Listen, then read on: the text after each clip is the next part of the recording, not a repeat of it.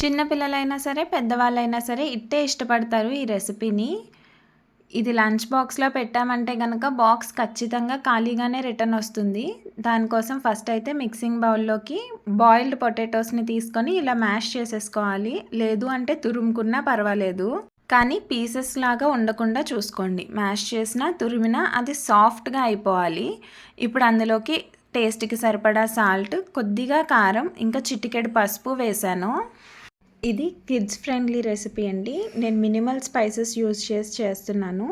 మీరు పెద్దవాళ్ళకి మాత్రమే, పిల్లలకి కాదు అనుకుంటే స్పైసెస్ని క్వాంటిటీ పెంచి వేసుకోవచ్చు. ఇందులోనే కొంచెం చాట్ మసాలా, కొద్దిగా గరం మసాలా, నేను ఓన్లీ 1 పచ్చిమిర్చి మాత్రమే వేశాను. అది కూడా ఫైన్ చాప్ చేసి వేసేసాను. మీరు కావాలంటే పెంచుకొని వేసుకోండి క్వాంటిటీ.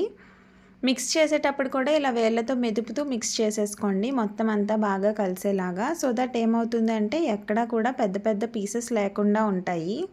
ఇలా మొత్తం బాగా మిక్స్ చేసుకున్న తర్వాత ఇలా మంచి సాఫ్ట్ బాల్స్ లాగా చేసి పెట్టుకోండి. ఈ పాటికే మీకు నేను ఏ రెసిపీ చూపిస్తున్నానో అర్థమైపోయి ఉంటుంది కదా. అవునండి, ఈరోజు రెసిపీ ఆలూ పరాటా. అది కూడా కిడ్స్ ఫ్రెండ్లీ ఆలూ పరాటా. ఇప్పుడైతే మనం ఏ చపాతీలో అయితే స్టఫ్ చేద్దాం అనుకుంటున్నామో ఆ చపాతీ బాల్ ఇంకా మన ఈ పొటాటో బాల్ ఈక్వల్ సైజులో ఉన్నా పర్వాలేదు. లేదు అని అంటే కనుక మన చపాతీ క్వాంటిటీ కొంచెం పెద్దది ఉన్నా పర్వాలేదు.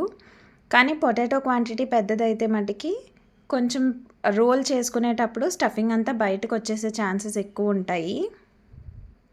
మీరు ఫస్ట్ టైం చేస్తున్నట్టయితే కనుక చపాతీ బాల్ అనేది మన ఈ ఆలూ బాల్ కన్నా కొంచెం పెద్దగా ఉండేలాగా చూసుకోండి. సో దట్ అలవాటు అయిపోయిన తర్వాత 2 ఈక్వల్ సైజెస్లో తీసుకొని రోల్ చేసినా కానీ స్టఫింగ్ బయటికి రాకుండా ఉంటుంది.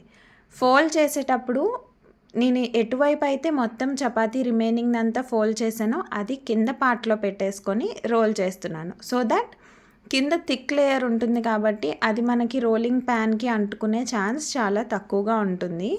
ఇలా చేశారంటే కనుక మీరు చూస్తే ఇక్కడ మనకి పొటాటో చంక్స్ బయటికి కనిపిస్తున్నా కానీ ఎక్కడా కూడా మన చపాతీ అనేది చిరిగిపోలేదు.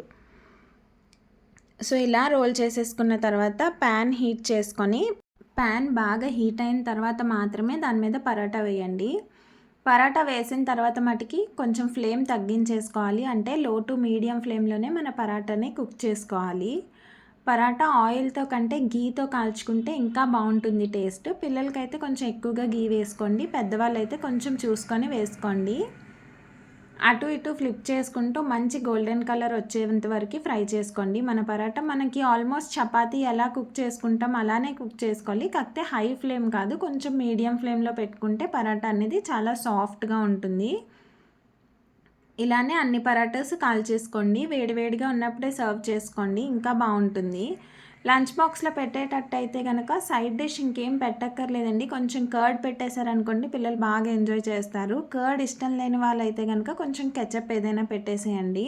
ఇలాంటి simple and healthy kids lunch box recipes కావాలి అనుకుంటే కనుక నా ఛానల్ని సబ్స్క్రైబ్ చేయండి.